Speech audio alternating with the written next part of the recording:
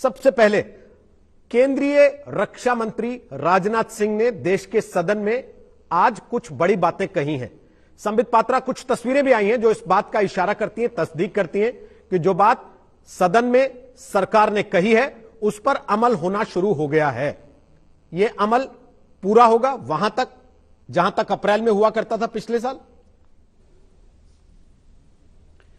देखिए, आज राजनाथ जी ने जो स्टेटमेंट जारी किया है उस स्टेटमेंट को पूरी तरह से पढ़ेंगे तो उसमें, क्योंकि आपका प्रश्न था क्या इस पे अमल होगा, चाइना क्या इस पर अमल करेगा, उन्होंने एक शब्द कहा है, एक फ्रेज कहा है, phased, coordinated and verified manner. ये पूरा का पूरा जो प्रकल्प चलने वाला है, जो डिसएंगेजमेंट का प्रकल्प चलने वाला है, इसमें 3 शब्द बहुत महत्वपूर्ण है। फेज्ड, ये फेज्ड तरीके से चलेगा और जो आपने कहा कि एक फेज आरंभ हो गया है, टैंक इत्यादि पीछे जाने आरंभ हो गए हैं। दूसरा है कोऑर्डिनेटेड, मतलब दोनों पक्ष कोऑर्डिनेट करते रहेंगे, अच्छा तुम वहां से हट गए अब हम यहां से हटेंगे। और तीसरा है वेरीफाएबल, अर्थात हर चीज को वेरीफाई किया जाएगा, क्योंकि अमूमन हमारे मन में है कि चाइना पे क्या विश्वास करना चाहिए, वेरीफाई करने के बाद ही विश्वास करेंगे। देखिए रोहित जी, आज जो भी हुआ है ये एक बहुत बड़ी जीत है। मैं मुबारकबाद देना चाहूंगा पहले भारत की आर्मी को, मिलिट्री को, और उसके बाद भारत की सरकार को। जो दृढ़ संकल्प, रिजॉल्व हिंदुस्तान की आर्मी और हिंदुस्तान की सरकार ने दिखाया है, 3-4 पॉइंट इसमें बहुत महत्वपूर्ण है। आखिरकार हिंदुस्तान का अपर हैंड क्यों रहा? नंबर 1, अपने दृढ़ संकल्प के कारण। नंबर 2, 6-7 ऐसी महत्वपूर्ण सामरिक दृष्टिकोण से ऐसी पहाड़ियां थी जिसपे इंडिया की आर्मी जाके बैठ गई, जिसके कारण चीन को लगा कि कहीं ना कहीं स्ट्रेटेजिकली वो हार रहा है, इसलिए हमें इंडिया से बात करना ही पड़ेगा, अड़ियल रवैया अपनाने से नहीं चलेगा। तीसरी बात है जो बहुत, ये मैं आपको और व्यूअर्स को बताना चाहूंगा, बहुत खराब क्लाइमेटिक कंडीशन में जो विंटर था, हार्श विंटर, उसमें भी हमारे आर्मी के जवान डटे रहे। ये चीन सोच रहा था कि इंडिया के आर्मी के जवान में इतना मादा नहीं है। मैं इंडिया की आर्मी के जवानों को सलाम करता हूं। और लास्ट, चीन को लगा कि चलो बॉर्डर का इश्यू है तो हम करते रहते हैं, कुछ होगा नहीं, मगर संपूर्ण रिलेशन पे फर्क पड़ा। 8% जो है वो चीन के साथ हमारे ट्रेड में फर्क पड़ा। ऐप उसके बैन किए गए, पूरे विश्व में चीन की किरकिरी हुई, इसलिए अंततोगत्वा चीन को डिसएंगेजमेंट करना ही पड़ा।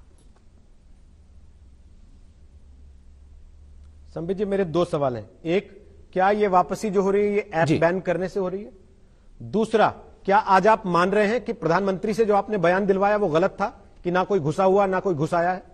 क्योंकि आज अगर आप ये कह रहे हैं वो वापस जा रहे हैं तो इसका मतलब वो आ गए थे।